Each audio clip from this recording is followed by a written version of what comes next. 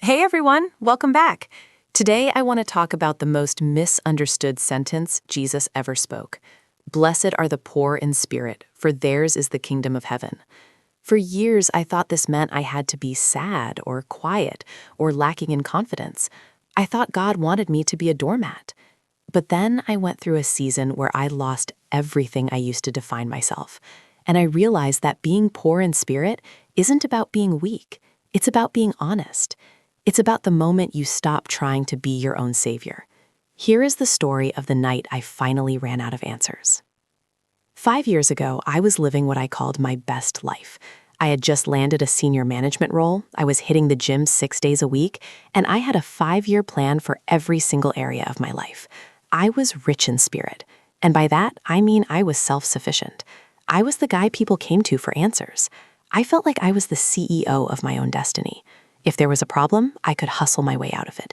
If there was a conflict, I could negotiate my way through it. I went to church, sure, but honestly, God was more like a consultant I checked in with on Sundays rather than the Lord of my life. I felt like I was doing God a favor by being so successful. I had a full cup, and I didn't think I needed anything else added to it. Then, the hustle stopped working.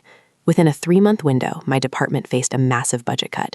My father was diagnosed with a terminal illness, and my long-term relationship ended. My first instinct was to rich spirit my way out of it.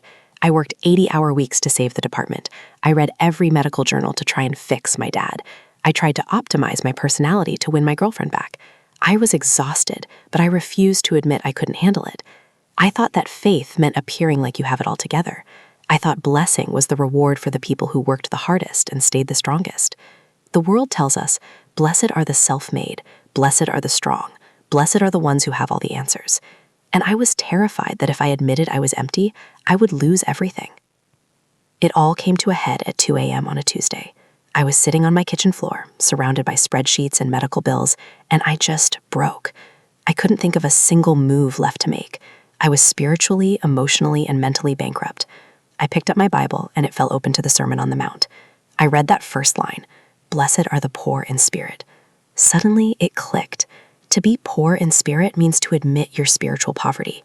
It's the Greek word ptokos, which describes a beggar, someone who has absolutely nothing of their own and is completely dependent on the mercy of another.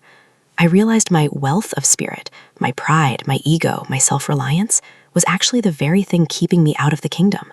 I was so full of myself that there was no room for God. I was trying to build my own kingdom, and it was collapsing. That night, I didn't pray a strong prayer. I didn't make any promises to God about how I would work harder. I just said, Lord, I have nothing. I'm bankrupt. I can't fix my dad. I can't save my job. And I can't even fix my own heart. I'm a beggar at your door. It was the most embarrassing and liberating moment of my life. I decided to stop the performative Christianity. I started being honest with my small group about how much I was struggling. I stopped trying to control my father's health and started just being his son. I surrendered my career to God, even if it meant a demotion. I chose to be poor. I chose to be dependent. Here's the paradox.